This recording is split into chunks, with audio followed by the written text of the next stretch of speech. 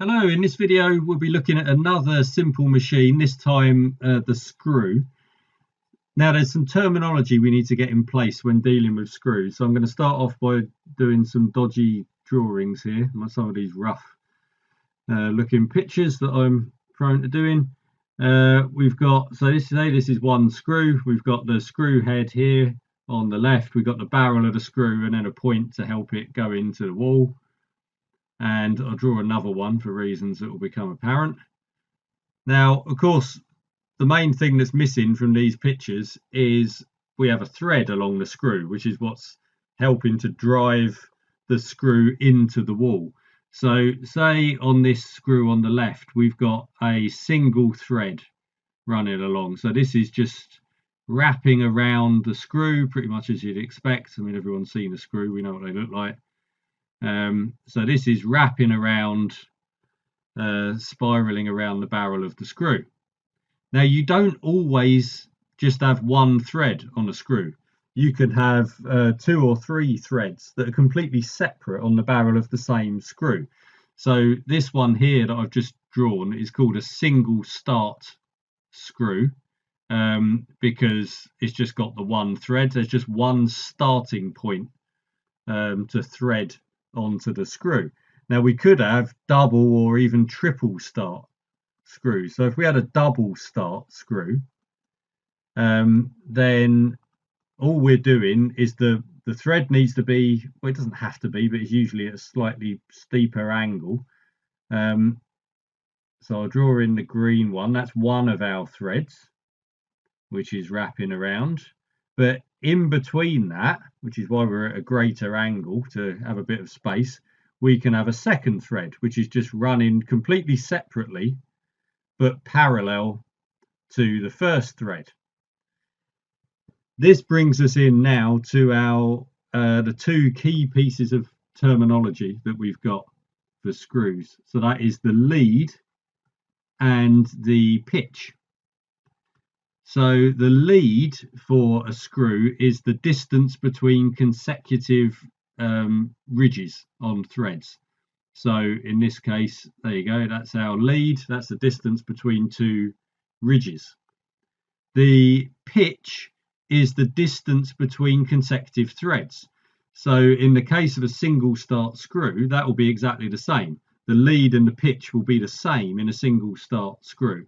So here we've got lead equals pitch. For a double start screw, well, the lead is still, I mean, that could be the same as we got on the single start one. Say we were setting them up to have the same lead. If that is our lead there, the distance between consecutive ridges. But the pitch, the distance between ridges on the same thread, that is now twice the lead. So here the pitch is equal to 2 times the lead because it's a double start screw. So why would we change these things around? Well, let's think of where we're getting our mechanical advantage on a screw. We're rotating the screw head. So if I draw the screw at a slightly different angle, so we're looking at the screw head, you've got the barrel going into the wall. So as we rotate, we're applying a force in a circle here. So if this has got a radius of r, for every 2 pi r we move our force through, we're going to drive into the wall by 1 pitch. So 2 pi r divided by the pitch, that is going to be equal to our mechanical advantage. So if we've got a smaller pitch, so a single start screw, we're going to get a greater mechanical advantage. So here we've got a higher mechanical advantage for a single start screw. For the double start, triple start screws, if we've got a greater pitch, well, you're getting a lower mechanical advantage, but we're moving further into the wall. So you'll see these like a triple start screw. If you look at screw tops, so on jars or particularly on a water bottle, something like that, if you look at the inside of a water bottle, the lid, you'll probably see that it's going to be a triple start screw, because that means you don't need a lot of force in order to close the lid on a water bottle. So we're not concerned about mechanical advantage. What we're concerned about is closing the bottle as quickly as possible. So we want, for a very short rotation, to drive the lid a long way so it's closing the bottle quickly. And this is what you'll see if you play around. It gives a whole new light to how water bottles work. If you just try screwing the lid on, you'll find you don't have to twist it very much and it will become secure. And that's because you've probably got a triple start screw on there. So add on more starts if you want a lot of movement. But if you're wanting to secure something into a wall, if you're wanting to drive a screw into a solid wall and have it hold in place, then you're going to want to have better grip, better mechanical advantage. So you'll probably go for a single start screw. So that's our terminology of what's going on here. Now, of course, we can extend screws just away from the sort of thing you use a screwdriver for. If you think of what's going on a vise. So we've got a pair of clamps which we're closing together. We've got a screw. These clamps, we're putting something in between and creating pressure to hold it in place. So quite often on that, we're not using a screwdriver to turn this. We've got a handle that we're attaching, and we rotate this handle around. Well, that's just increasing our radius. So the distance that we're moving the end of the handle, where we're applying the force, it's moving through a greater distance.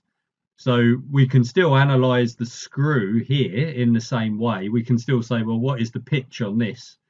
But we've just increased our radius on here. So we're going to be getting a much greater mechanical advantage because this has gone up. This is the sort of approach, well, it is the approach that you have if you've got something like a screw jack. For lifting up cars, we start moving in a bit more into compound machines here. But the sort of jacks that you get on cars, you can have screw jacks which work usually with worm screws. So we'll have our screw,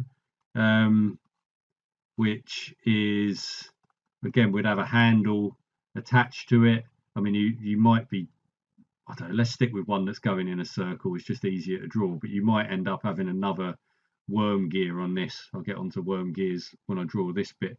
So this screw is rotating in a clockwise motion, but we want to lift the car up in the air. So what we can do with that is attach it. I'll put a link because I'm not going to be able to draw this very well. So I'll put a link below this video to show where you can go, or you can just look up how a worm gear works. But this then attaches, this screw just keeps going round, and then you'll get a gear mechanism. So we'll have a cog with teeth, which is these teeth on the cog are intermeshing with the screw. So as the screw rotates this way, the cog will rotate that way, and it will drive another screw which will move in a vertical direction. So this is all looking at worm gears. So we're getting into more compound machine territory here, but it's useful to put it into this screw video of how it's possible to change direction of motion here when we combine it, in this case, with some gears. So that's how some screw jacks work. You also get what they call scissor jacks. Scissor jacks are other ones. This is where you've got a frame with a central screw, which is, this is what's lifting the load up in the air, and you have a screw that runs through the middle of all of this. And as we've got our handle here, we rotate this handle round, it turns the screw, which is bringing these this outside diamond shape. It's bringing the central points inwards, which drives these points outwards. So we're closing up this diamond. So it's going from a flat diamond when we start, to the more we change it, we're just changing the orientation. We're bringing these sides in, which pushes those sides up and down. So that's what's that, a scissor jack. So that's another way of using screw motion in one direction, in this horizontal plane, to then lifting something vertically. So as I say, I mean, these are rough sketches I'm putting on here, so I'll put links for both of those below. But in terms of how screws work, I think just start taking a look at some of them, and you'll see the difference. If you look at, you go to the shed and you take a screw out, you'll probably see it's going to be a single start screw. It's the sort of thing that you'll be screwing into wood or masonry or something like that. If you start looking at jar tops and bottle tops and caps and things like that, then you're probably going to be getting double or triple start screws. So just thinking about those and how they work and the different intentions behind these screws is a useful thing. I'll have more worked problems related to screws when we get onto compound machines, because usually they're related to other things. You start mixing in with gears, as we've already seen. But you'll see that there's a lot of similarities between screws and wheels and axles. We're rotating through a distance 2 pi r, but the difference here is because we've got the thread on the screw, we're changing direction of the motion, as in we're rotating in this direction, but we're driving into the wall. So we've got a 90 degrees change here in the direction of the force. Whereas with the wheel and axle, the axle is rotating in the same direction, but is magnifying up. Here we're changing direction and magnifying. So there is a change there, but there are certainly similarities in what's going on, particularly obviously in how the force is applied in the first place.